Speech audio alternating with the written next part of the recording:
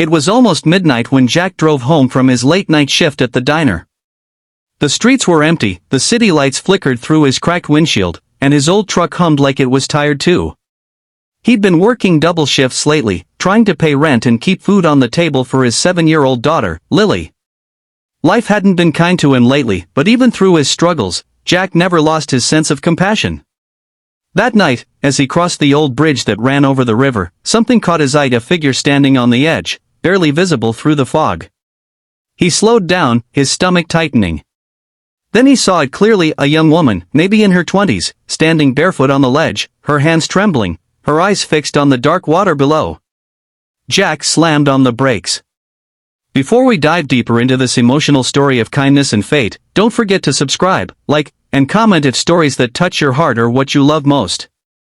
Welcome to Your Channel Name, where every story reminds us that even one small act of compassion can change a life forever. Jack stepped out of his truck, his breath turning to mist in the cold air. "Hey," he called out softly, not wanting to scare her. The woman didn't move. The wind whipped her hair across her face, but she didn't react.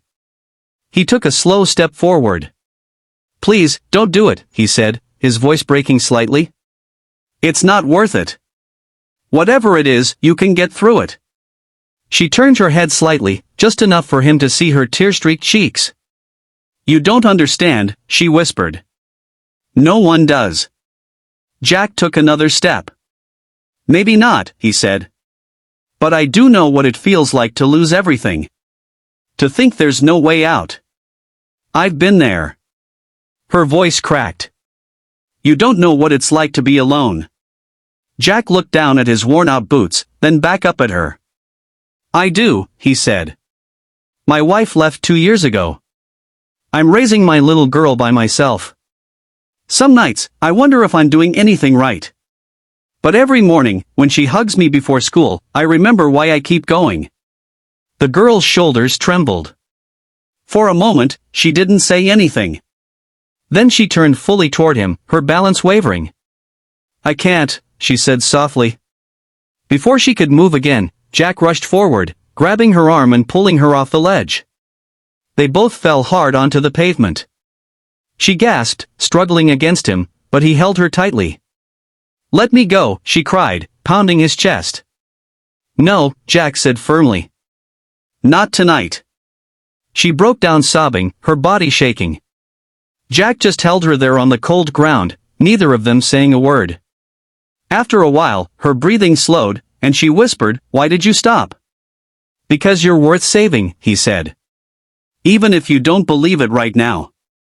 Jack drove her to the small 24-hour diner where he worked. He gave her a warm blanket and a cup of hot cocoa. She didn't say much, just stared at the steam rising from her cup. After a while, she looked up and said, "My name's Emily." "Nice to meet you, Emily," Jack said softly. She gave a weak smile. "You shouldn't have stopped. You don't even know me." Jack shrugged. "Didn't have to. You looked like someone who needed a hand." That simple sentence broke something open inside her. She started talking about how she'd lost her job, her apartment, how her parents had stopped answering her calls, and how she'd been living out of her car for weeks. "I just couldn't take it anymore," she whispered. "It felt like the world didn't care if I disappeared." Jack nodded slowly. "The world can be cruel," he said. "But sometimes it just takes one person to remind us that it isn't always like that." They sat there until sunrise. When the first light came through the diner window, Emily wiped her eyes and said, "Thank you.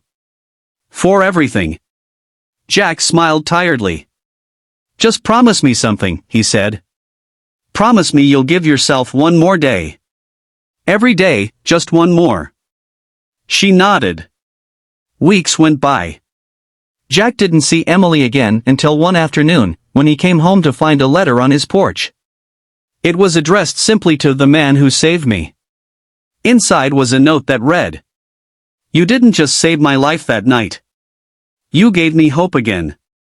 I found a place to stay. I'm getting help.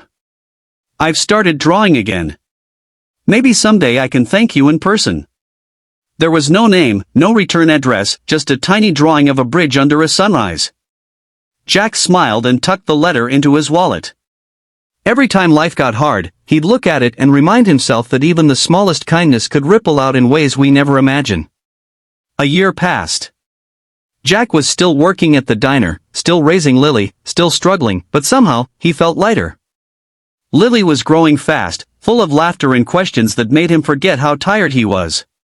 One rainy morning, the diner was busier than usual. Jack was refilling coffee cups when the bell above the door jingled. He looked up and froze. It was Emily. But she looked completely different.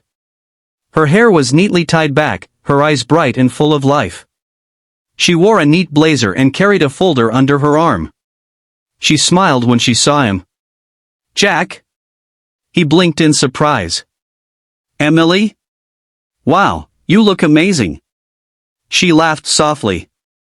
"It's been a long year." He nodded. "How have you been?" "I'm good," she said. "Better than I've been in a long time. I found a job actually, that's why I'm here." She reached into her folder and handed him a brochure. It was for a local mental health foundation, one she had started. "I called it One More Day," she said. "Because of what you told me that night. It's a place for people who feel like there's no one left to turn to." Jack's throat tightened.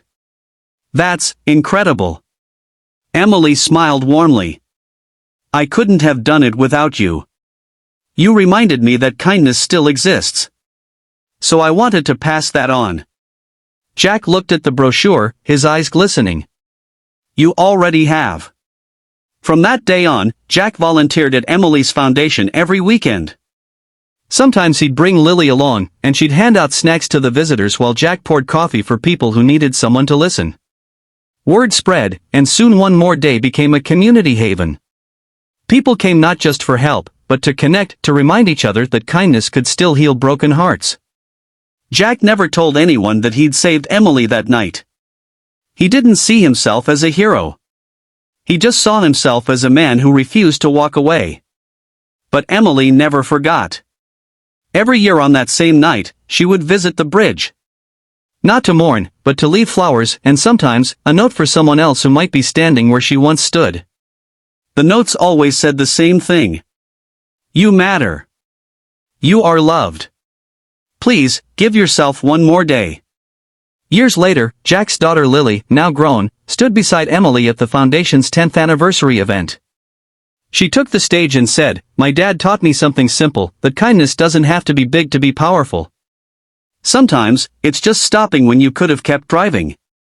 The crowd stood in applause. Jack, now older with gray at his temples, smiled from the front row, tears in his eyes. He looked over at Emily, who was clapping too, her face glowing with pride.